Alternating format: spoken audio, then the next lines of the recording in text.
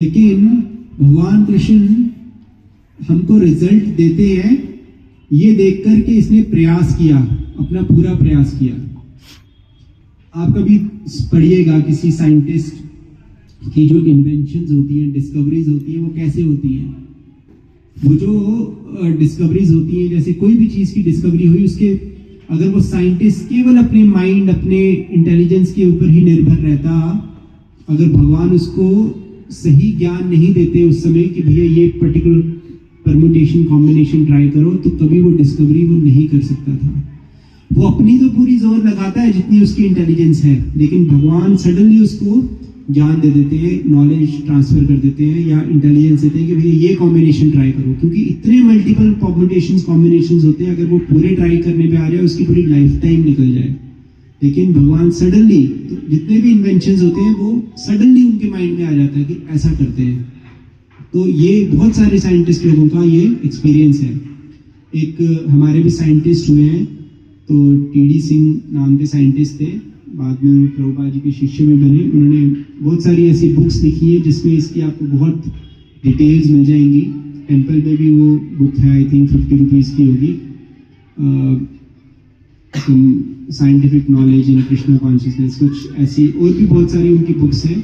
अगर आप उसकी डिटेल में जाएंगे कि किस तरह से साइंटिस्ट लोग डिस्कवरीज करते हैं, जिसमें साइंटिस्ट लोगों की खुद की स्टेटमेंट्स हैं कि ये हुआ तो सडनली ऐसा हुआ तो ऐसा हुआ, उन्होंने बहुत सारी स्टेटमेंट्स रिकॉर्ड करी हैं, तो आपको पता चलेगा कैसे डिस्कवरीज होती है। तो भगवान कृष्ण भगवत गीता के एक श्लोक में कहते हैं कि I am the intelligence in man, कि अहम बुद्धि होकर मैं बुद्धि जो हूँ वो देता हूँ लोगों को। तो भगवान सडनली वो नॉलेज देते हैं।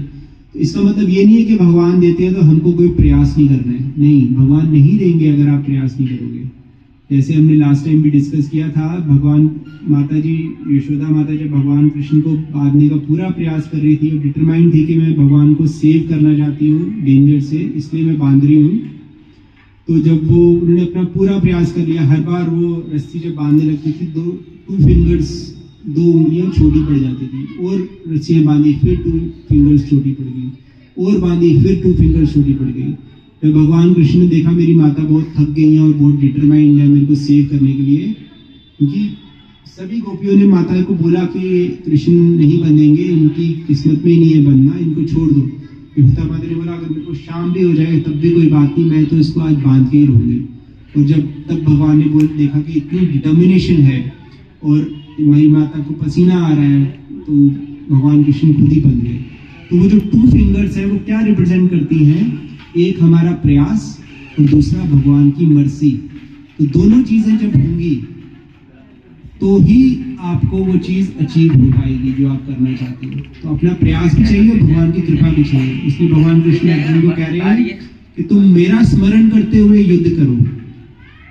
तो बहुत एक्सपर्ट, वहां पर इतने साइड से एरोज आ रहे हैं, तो भगवान कह रहे हैं कि तुम बहुत बिजी क्यों ना हो कि फिर भी मेरे को स्मरण करके अपना हर कार्य करो।